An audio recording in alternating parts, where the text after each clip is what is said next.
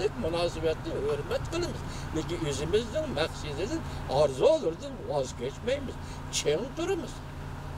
Biz Amerika Qo'shma Shtatlarga dard aytamiz, yig'laymiz, siyosiy arzularimizni so'zlaymiz deb keldik. Buni so'zlaymiz. Qanchalik qabul qiladi bu Amerika Qo'shma Shtatlar hukumatining o'zining ishi. Amerika Qo'shma Shtatlar davlatining o'zining ishi. Biz Xitoy bilan Amerika Qo'shma Shtatlari o'rtasidagi diplomatik munosabatlarni hurmat qilamiz. Shunga biz Xitoyga shunga bir so'zlayotgan siyosiy leksiyalarimizda siyosiy hukumni nihoyatda pokiz tanladik.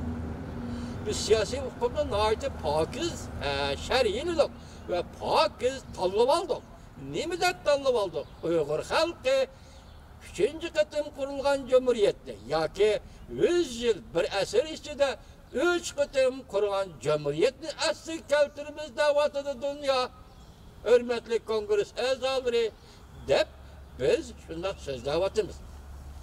Bizning bu so'zlarimizdan Amerika kongressiga yetib bordiganligiga ishining vatandosh, ishining Amerika xalqi hammadan xabar topib turdi. Şunlaşka bir yerde müstakillik dese andak buludu, demisi mandak buludu, gıdak geçen anda siyasetleri. Sen kim üretip koydu o siyasette? Kosak bak şu şundak deymen dese lan baldık buraya kızga. Dememsin. Biz fikirimizni, arzularimizni, taleplerimizni Amerika halkının aldığı koyumuz, tallı beliş Amerika halkının ihtiyarıdır ki. Tallı beliş Amerika Qo'shma Shtatlardan Amerika Qo'shma Shtatlar hukumatining ixtiyoridir ki. Kelgusida qanday bir taraf qiladi bu masalani shu vaqt kelganda oydinlashtiramiz hurmatli vatandoshlar. Lekin men bugun tabrikladim, yuqoridek tabrikladim. Endi vatandoshlarimni, Uyg'urlarimni tabriklayman. Bu tabriklash bilan nima deymiz degan vaqtda bizning qilayotgan ishimizning haq ish ekanligini. Shunlashqa buni da bunun da işkillenişten yokluğunu, işkillenişten bulmaydıganlığını vatandaşlarına sahibine salırız. Çünkü biz bir adam, yakın dayanaklap, taytanlap meňewatkan tünüňinki kiçik balı bir ösmür balı emas. Biz Uygur halkı hem başka milletlerge, halklarga okşak tarih yaratkan. Şundakla Uygur halkı hem tarihden içinde özünü yaratkan. Özü yaralganmış şundak bir medeniyetlik millet. Benim ahırda, leksiyamın ahırda Reis Xi Jinping deydiğen sözüm şu ki, körüp durup söz, hürmetli Reis Xi Jinping efendi, Cenapları hazır 3 milyon Uygur'dan nezarband kıldılar. Oylap baksılar, balı çakılları var efendi, ayal mezlunları var efendi, Uygurlarına balı çakısın, ata anısın, dadısını balısın, anısı dadısın ayırıp nezarband kıldılar. Hazır ahırlaşıdığın vakit geldi. Bugün bizim hoş bulduğumuz Angliya parlamentinin Uygurların siyasi hayatıga köngül bölgenligidir. Angliya bu şahit devlettir. O'rta Osiyo vaqealarida, O'rta Osiyo ishlarida yoki O'rta Osiyoni kim mustamlik qilish masalasidagi talash-tortishlarda Rossiyaga, Char Rossiya bilan Angliya o'rtasidagi bo'lib o'tgan talash-tortishlar va bir davrning tarixidir. Shunga bugun biz Angliya parlamentinin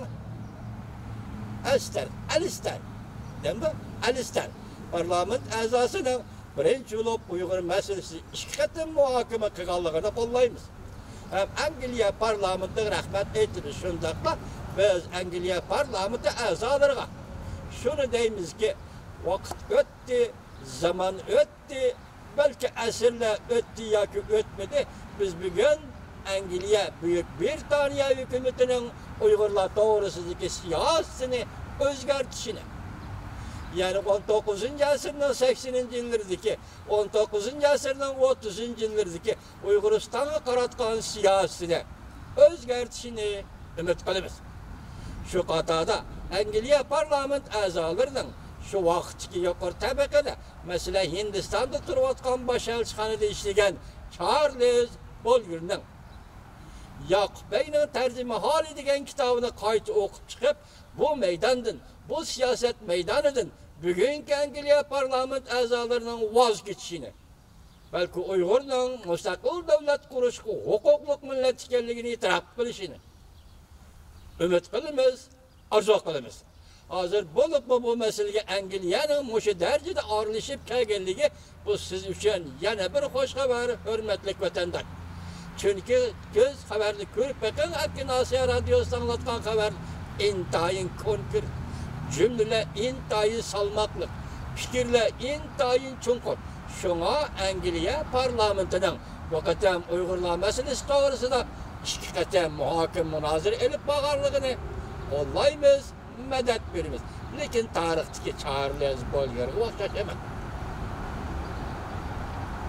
O kishining vaqtiga maydoni Yakup Bey hakimiyetini mi qo'llamaydigan va undan keyingi Vatan emirligi ve başkalarının inqilobini mi qo'llamaydigan mushundaq bir jarayon edi.